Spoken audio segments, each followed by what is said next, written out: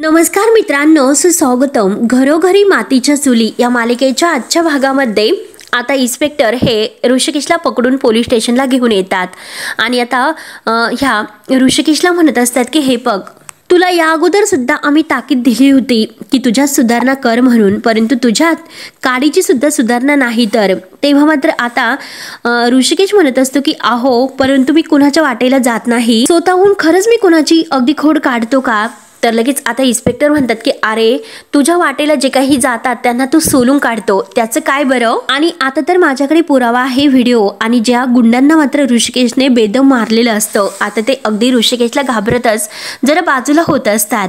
तर आता ऋषिकेश म्हणतो तो आहे ना तुमच्याकडे, आणि तो सुद्धा सयाजीरावांच्या माणसांनीच पाठवलं असणार. तर इन्स्पेक्टर म्हणतात की हो, आणि माणसंही तुमच्या वाईटवर टपलेले असताना सुद्धा कशाला तुम्ही हे सगळे पराक्रम करतात? तेव्हा आता ऋषिकेश म्हणतो की साहेब, हे बघा, मला एक गोष्ट सांगा की ह्या आजीची चैन चोरून मात्र ह्या लोकांनी माझ्या अंगावर येण्याची काय गरज होती बरं? मग मी त्या आजीची मदत केली, ही माझं चुकलं का? तेव्हा आता इन्स्पेक्टर म्हणतो की बरं ठीक आहे, मला एक गोष्ट सांग, त्या आजी कुठे आहे? तर तेव्हा आता आजी कुठे आहे हे मात्र आता ऋषिकेशला माहितीच नसतात की कुठे गेल्या म्हणून. तेव्हा तो म्हणतो की मला नाही माहिती की त्या कुठे गेल्या, ती थोडीच माझी सख्खी आजी होती. तर आणि तेवढ्यात आता हा सयाजी रामराम करत आता ह्या पोलीस स्टेशनला येतो. इन्स्पेक्टर साहेब आता सयाजीला रामराम करतो. तर सयाजी आता तेथे खुर्चीवर बसवत आता ऋषिकेशकडे पाहत असतो आणि आता इन्स्पेक्टरला विचारतो की याने काही आणखीन पराक्रम केला की काय? तेव्हा मात्र आता म्हणजे ऋषिकेश म्हणत असतो की हो, म्हणजे एका आजीची मात्र चेन परत करून अगदी पराक्रम सुद्धा मी अगदी गाजवलेला आहे. तर आणि तुझ्या माणसांना फोडून त्यांचा गेम सुद्धा मी वाजवलेला आहे. तर तेव्हा आता सयाजी म्हणतो की साहेब, हे बघा, अहो, ज्या गोष्टीची शरम वाटायला पाहिजे ना, तर त्याच गोष्टी मात्र आता ही जी लोक आहेत ना, ती तोऱ्यात मिरवतात. तर म्हणजे हे बघा, कलियुग आहे, हे घोर कलियुग आहे. तेव्हा मात्र आता ऋषिकेश म्हणतो की म्हणजे स्वतःच्या माणसाला मात्र अगदी लायकीत राहायचं सांगायचं. तेव्हा आता सयाजी सुद्धा तोऱ्यातच बोलतो, म्हणजे आता चोर सोडून संन्याशाला फाशी देण्यासारखं आहे. तर असे मात्र काही हा बोलतो.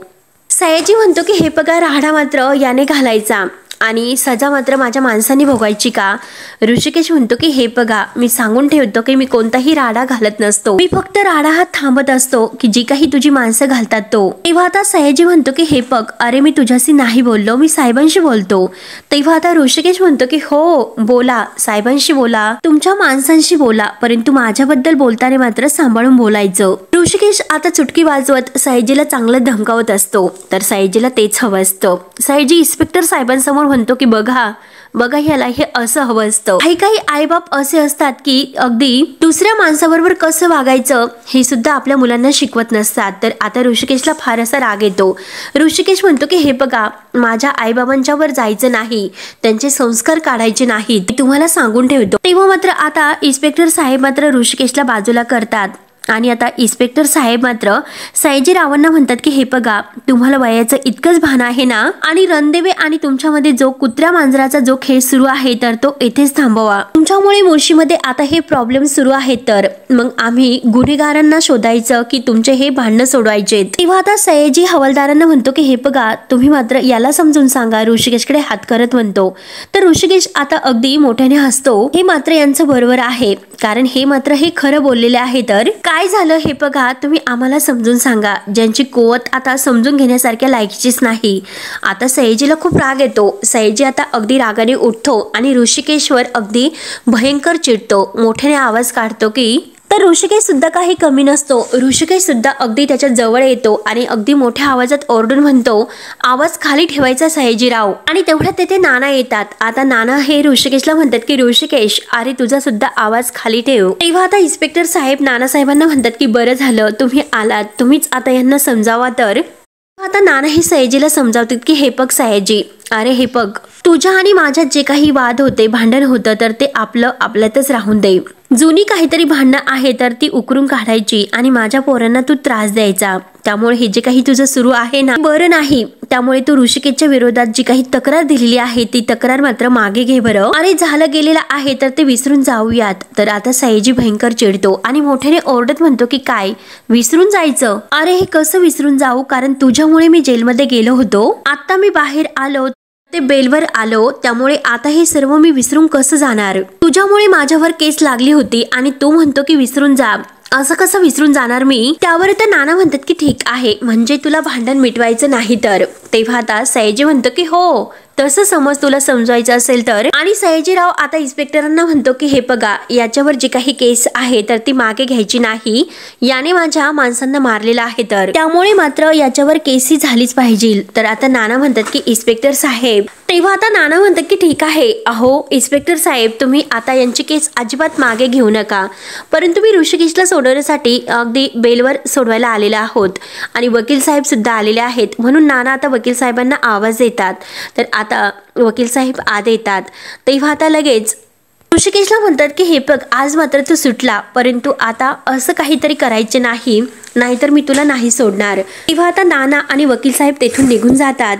आता सयाजी हा मनात म्हणत असतो, नाण्या अरे तू आत्ता मात्र तुझ्या पोराला अगदी बेलवर सोडून घेऊन गेलास, परंतु मी मात्र त्याला कसा परत अडकवतो हे बघतच राहा. सयाजी मात्र आता मुद्दाम ऋषिकेशला अडकवत असतो. त्यानंतर आता इकडे कावेरी मात्र ऐश्वर्यासाठी छान असे ब्लॅक कॉफी बनवते विदाऊट शुगरची आणि तिला आणून देते.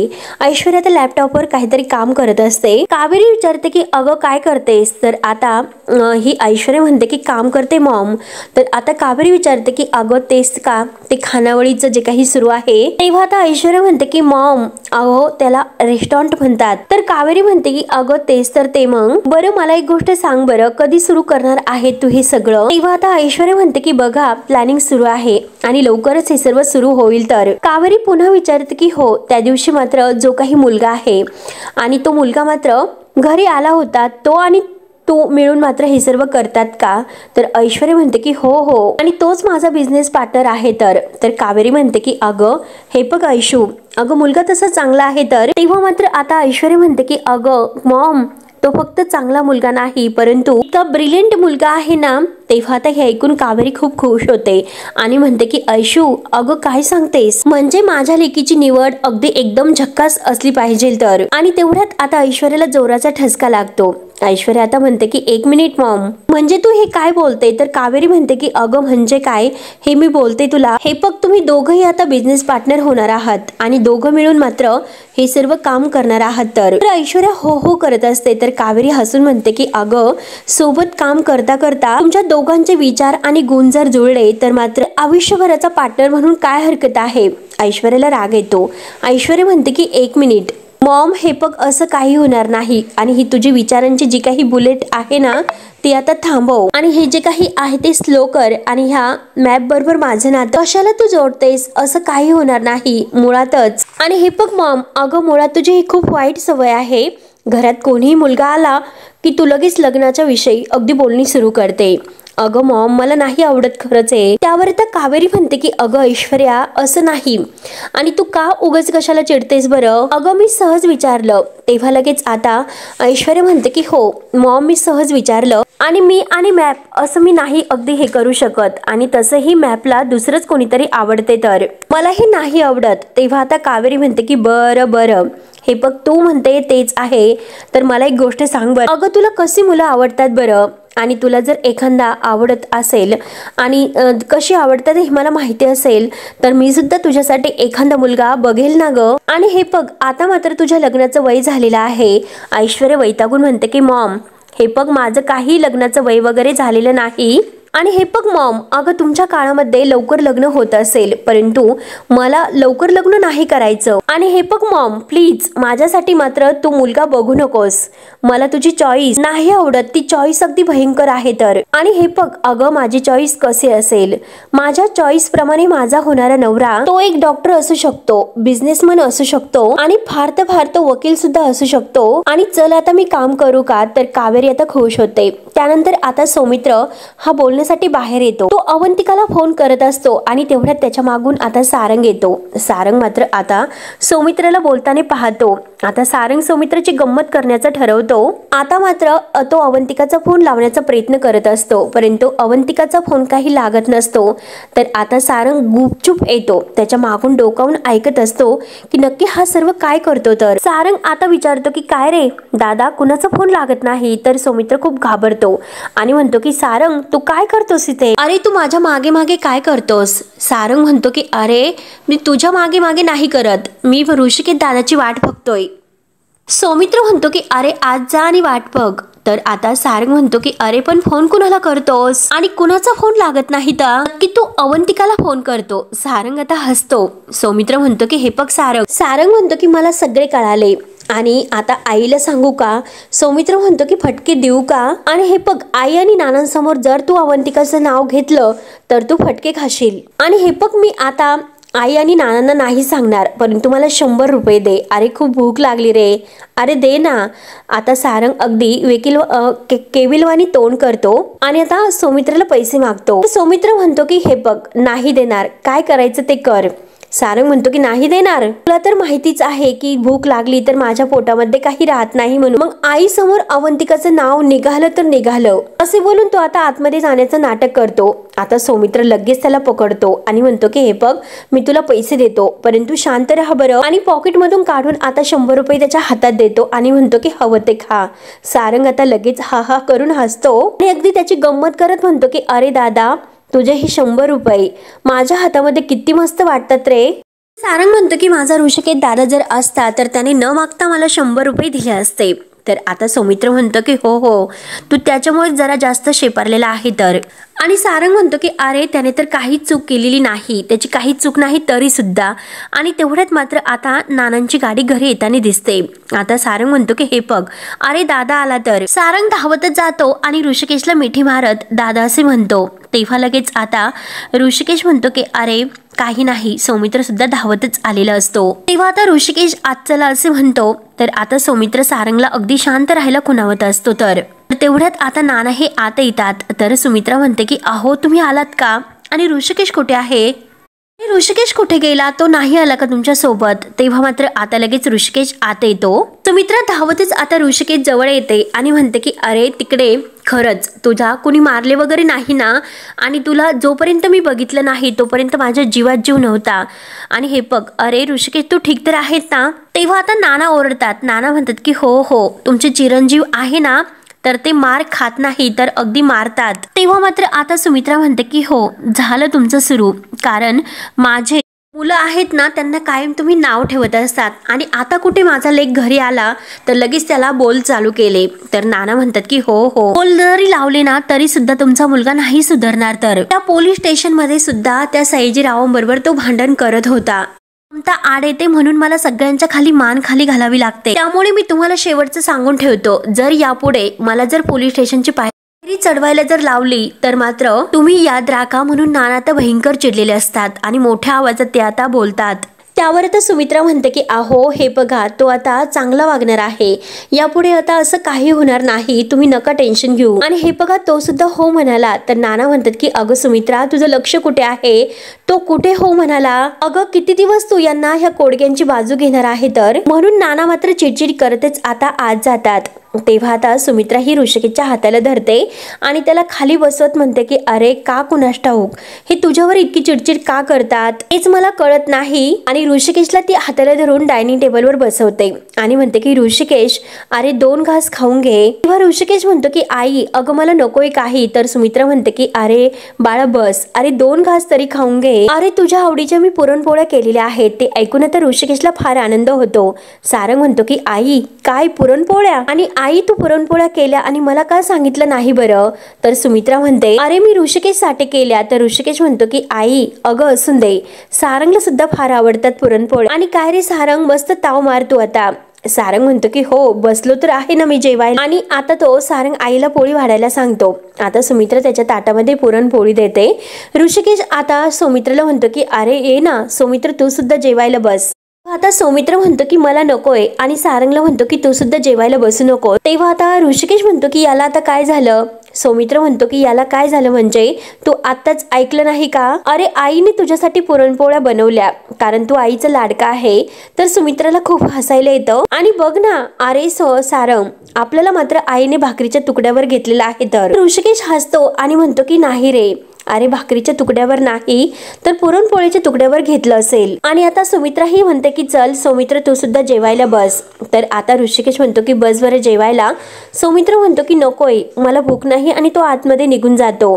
तर आता सारंग सुमित्राला समजावतं की हे बघ आई तो नाही ऐकणार, तू आम्हाला दोघांना वाढ भर, आम्हाला दोघांना खूप आवडतात आणि सौमित्र दादाच्या वाटणीची सुद्धा मी मला घेतो. तर आणि आता पोळी खाता खाता तो आईला म्हणतो आई अगं मी काय म्हणतो तर अगं तूप किंवा दूध घेऊन ये खूपच भारी लागतं. तर सुमित्रा म्हणते की अरे आणते. तर आता सारंग खाता खाता म्हणतो की आई तो एखादी पोळी आहे तर ती नानांसाठी सुद्धा पाठव, नाना शांत होतील. तर आता ऋषिकेश म्हणतो की अरे नाना हे पुरणपोळी खाऊन नाही शांत होणार, नाना मात्र आईच्या हातचा फक्कट चहा पिऊन शांत होतील. सुमित्राला फार आता हसायला येतं. तर सारंग म्हणतो की हो दादा तू एकदम बरोबर बोललास. त्यानंतर आता जानकी चहा करते आणि प्रधान काकांना आणून देते आणि म्हणते की छान आलं घालून केलेलं आहे, कसं झालं व्यवस्थित सांगा.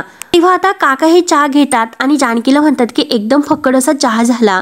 तर जानकी आता खुश होत थँक्यू असं म्हणते. जानकी आता तयार होत असते तर काका तिला विचारतात की अगं जानकी पण इतके सकाळी तू कुठे निघालीस. तर जानकी म्हणते की आज मात्र माझा इंटरव्ह्यू आहे. तर काका विचारतात की म्हणजे तू आज नोकरी करणार आहे का आता.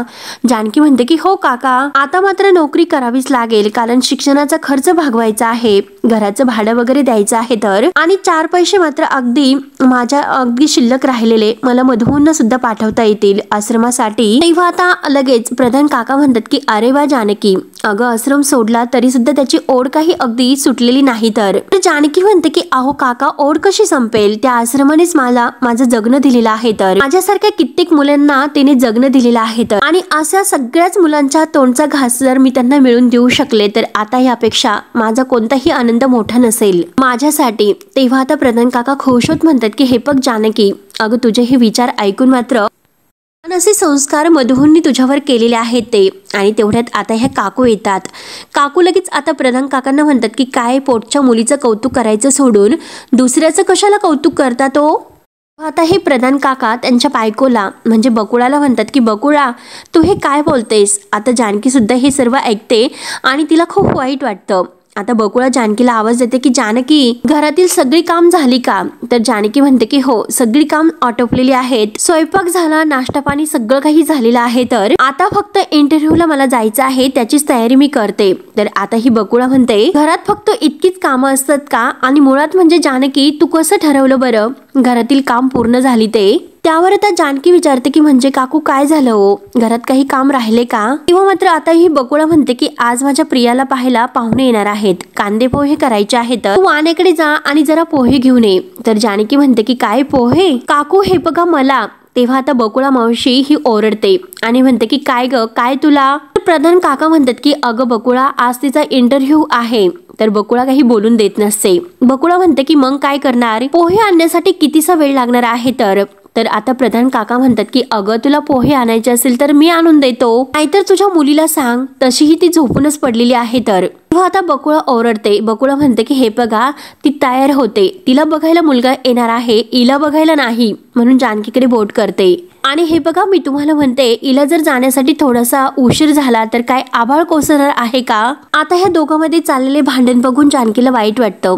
जानकी म्हणते की 1 मिनिट पोहेच आणायचे आहे ना, मी पटकन घेऊन येते. आणि मला एक गोष्ट सांगा बरं वाण्याचं दुकान कुठे आहे. तर आता ही बकुळा म्हणते की येथे नाक्यावरच आहे. जानकी आता आपल्या बॅग मधून पैसे घेते आणि आलेच बोलून आता लगेच जानकी निघून जाते. परंतु आता हे प्रधान काका बकुळावर खूप ओरडतात. अगं ही काल आलेली मुलगी आहे आणि तू जे काही वागतेस ना तुझं हे वागणं मला अजिबात नाही पटत, तू तिला नोकरासारखं राबवणार आहेस का. तेव्हा आता बकुळा म्हणते की घरातील जर थोडीशी कामं केली तर कोणी नोकर होते का, थोडी जास्त काम केली तर तिच्या अंगाला काही भोकं पडणार नाहीत, त्यामुळे तुम्ही तिची बाजू घेऊ नका, आले मोठे कुठे मला सांगायला. आता जानकी हे सर्व ऐकते आणि जानकी मात्र तिला डोळ्यात पाणी येतं, तिला खूप वाईट वाटतं.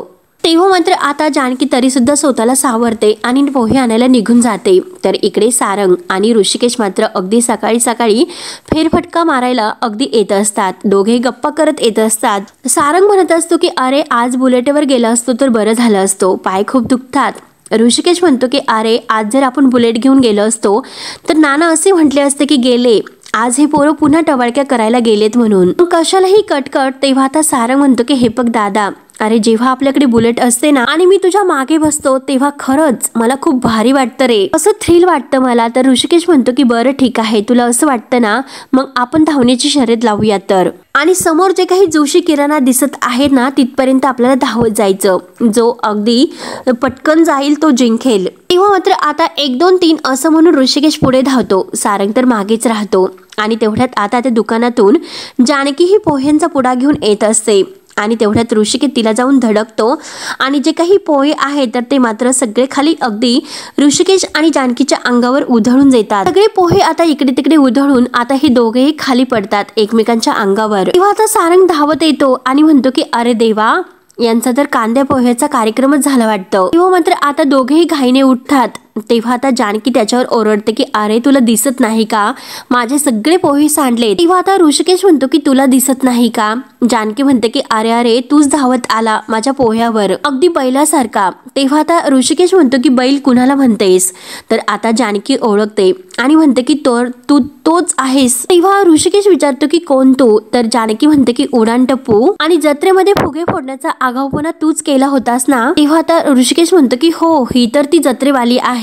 तर जानकी म्हणते की ए उडान टप्पू. तर सारंग म्हणतो की हे बघा, माझ्या भावाला उडान टप्पू म्हणायचं नाही, मी तुम्हाला सांगून ठेवतो. तेव्हा आता जानकी म्हणते की ए टोपी, तू आहेस का इथे. सारंग लगेच आता ऋषिकेशच्या मागे लपतो आणि तुझा भाऊ किती गुण उधळतो ते बघ अगोदर, म्हणून आता सारंगच्या मागे ती धावत असते. तेव्हा मात्र आता जानकी ही ऋषिकेशवर चिडते, काय रे तुला काही कामधंदा वगैरे आहे की नाही. मुलींच्या मागे अगदी टवाळपक्की करत फिरत असतो, मुलींना त्रास देत असतो. तेव्हा आता ऋषिकेश म्हणतो की ए जत्रेवाली, काय त्रास दिला ग मी तुला, माझ्यावर आरोप करत असते. त्यानंतर आता इकडे प्रधान काकांच्या मुलीला बघण्यासाठी पाहुणे घरी येतात.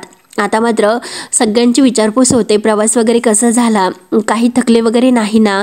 तेव्हा आता जे आलेले पाहुणे आहेत तर ते अगदी निवांत असतात, म्हणतात की काही नाही, एकदम व्यवस्थित आहे.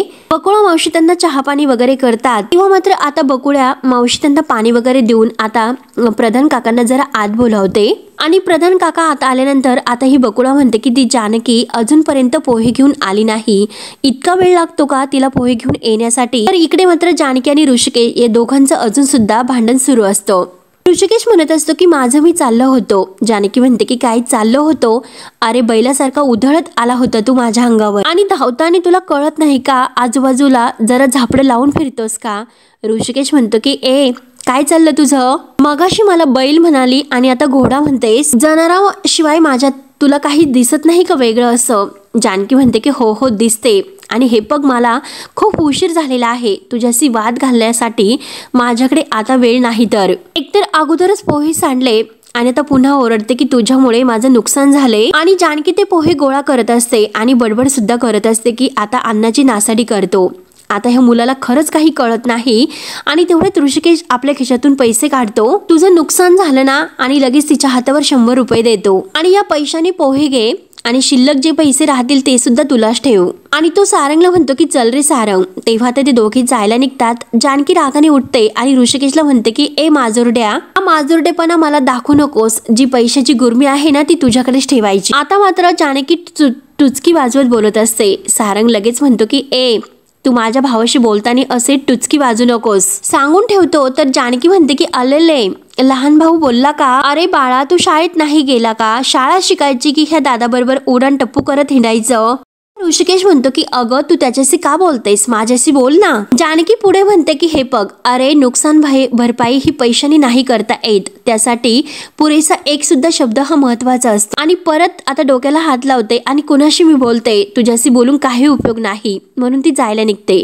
तर आता ऋषिकेश पुन्हा तिला म्हणतो की ए जत्रेवाली, काय अपेक्षा आहे तुझी की मी तुझी माफी मागावी म्हणून. आणि हे बघ आम्ही रणदेवे आहोत, रणदेवे कधीही कुणाची माफी मागत नसतात, माफी मागायला लावतात. तर लगेच आता सारंग म्हणतो की वा दादा एकच नंबर. जानकी आता टाळ्या वाजवते आणि म्हणते की वा खरंच कर, अजून तुझ्या दादाचं तू कौतुक कर. आणि काय रणदेवे माफी मागत नाही, म्हणजे अरे ते माफी मागूच शकत नाही, कारण माफी मागायला काळीच हवं असतं. माफी मागणाऱ्याचं मन हे मोठं असावं लागतं, ते तुझं कधीच असू शकत नाही. आणि जानकी पुन्हा त्याच्या हातावर त्याचे पैसे ठेवून देते आणि डोळे तपासून घे असं म्हणते. आणि जानकी पुन्हा आता पोहे आणायला निघून जाते. तर ऋषिकेशला आता तिच्या बोलण्याचा प्रभाव पडतो. सारंग विचारतो की दादा अरे ही कोण आहे. तर ऋषिकेश आता म्हणतो की असेल कुणीतरी दीडशहानी नवीन आलेली दिसते गावामध्ये. सारंग म्हणतो की तिखट मिरची आहे, तिखट मिरची. पुढच्या वेळेस ती जर भेटली तर विचारून घे की नक्की मुळशीत कुठे राहते ते. तर ऋषिकेश म्हणतो की कशाला, अरे मला काही तिला बायको बनून घ्यायचं नाही. गेली उडत ती. आणि तेवढ्यात आता जानकी घरी येते. तर बकुळा काकू तिच्यावर रागवतात. पोहे आणायला इतका उशीर लागतो का. जानकी म्हणते की सॉरी काकू आहो ते.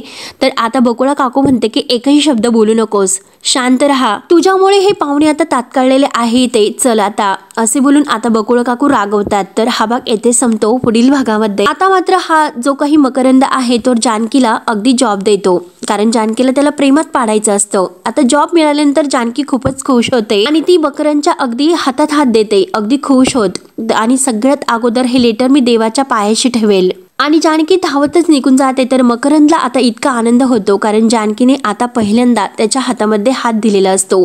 आणि आता मकरंद म्हणतो की जानकी देवाच्या साक्षीने मात्र हा हात कायमी अगदी हातामध्ये ठेवेल. जानकी मात्र आता मंदिरात येते आणि तेवढाच तिथे ऋषिकेश आणि सारंग सुद्धा येतात.